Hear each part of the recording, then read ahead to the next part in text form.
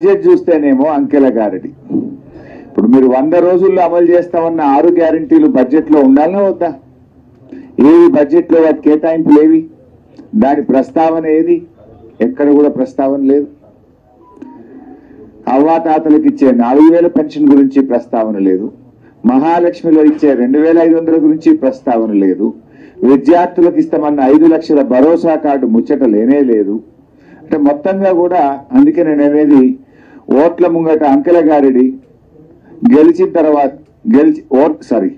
ఓట్ల ముందేమో గ్యారంటీల గారిడి, గెలిచిన తర్వాతనేమో అంకెల గారిడి. ప్రజలను గురిడి కొట్టించేందుకు, భ్రమలు పెట్టేందుకు బట్టి గారు చాలానే ప్రయత్నాలు చేశారు. నిజంగా చెప్పాలంటే మొదటి బడ్జెట్ కదా, ఈ రాష్ట్రానికి ఏమన్నా దశ దిశ ఇస్తారేమో అని ఆశించాం. కానీ ఇది దశ దిశ లేని బడ్జెట్. రాష్ట్రాన్ని తిరోగమన దిశలో నడిపేటువంటి బడ్జెట్. ఏడాదిలో 2 లక్షల ఉద్యోగాలు ఇస్తామన్నారు. 8 నెలలు అయితే అయ్యిపోయింది. 4 నెలలు ఉంది. దాని గురించి ప్రస్తావన లేదు. బడ్జెట్ లో కేటాయింపులు లేవు. రాష్ట్రాన్ని అప్పుల కుప్పగా మార్చారని మరి మా మీద బుర్ర జల్లే ప్రయత్నం చేసినారు. మరి మీరేం చేశారు? బడ్జెట్ లో చూస్తే 57,000 కోట్ల అప్పులు తెచ్చుకుంటామని, గత ప్రభుత్వం తెచ్చిన దానికంటే దాదాపు 17,000 కోట్ల అప్పులు ఎక్కువ తెచ్చుకుంటామని ఈ ఆర్థిక సంవత్సరంలో ప్రతిపాదించారు.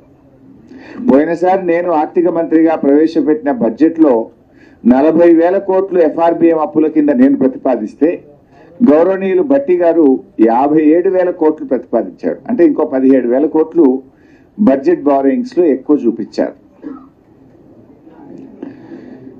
ఇక ఈ బడ్జెట్ అనేటువంటిది ప్రజలకు ఇచ్చిన హామీలను, మీ మేనిఫెస్టోను ప్రతిబింబించే విధంగా ఉండాలి. కానీ దురదృష్టం ఏంటంటే కాంగ్రెస్ పార్టీ తన మేనిఫెస్టోను మర్చిపోయింది అనిపించింది. ఎందుకు ఈ మాట అంటున్నా నేను? ఇందాకన్నట్టు వారి 6 గ్యారంటీల్లో మొదటి హామీ, వారి మేనిఫెస్టోలో మొదటి హామీ మహిళలందరికీ 2,500 రూపాయలు ప్రతి నెల ఇస్తామన్నారు. ఇప్పటికే 8 నెలలు అయిపోయింది.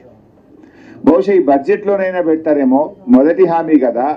ఈ రాష్ట్రంలో ఉన్న మరి దాదాపు 1.5 అక్కా చెల్లెలు ఎదురు చూస్తా ఉన్నారు. అందులో 18 ఏళ్ళు దాటిన వాళ్ళు పెట్టుకున్న 1 కోటి మంది ఉంటారు. 1 కోటి మంది అక్కా చెల్లెళ్లకు శుభవార్త చెప్తారేమో అని చూస్తే నిరాశ చూపారు. ఇవాళ 8 నెలలు అయింది. 8 నెలలు లెక్క తీసినా దాదాపు వీళ్ళు ఇప్పటికే 20,000 కోట్లకు పైగా బాకీ పడ్డారు పాతది. పోనీ ఈ బడ్జెట్లైనా పెట్టి ఇక ముందుకన్నా ఇస్తారేమో అంటే మహాలక్ష్మి పథకం కింద మహిళలకు మహా నిరాశను ఈ రాష్ట్ర ప్రజలకు, మహిళలకు కాంగ్రెస్ ప్రభుత్వం నిరాశపరిచింది. ఇకపోతే ఆసరా పెన్షన్లు ఎంతో ఆశగా ఎదురు చూస్తున్నారు. రేవంత్ రెడ్డి గారు అయితే రెచ్చిపోయి ఉపన్యాసాలు ఇచ్చాడు. అవ్వా నీ పెన్షన్ ఎంత వస్తుంది? 2,000. ఇగో డిసెంబర్లో ఇందిరా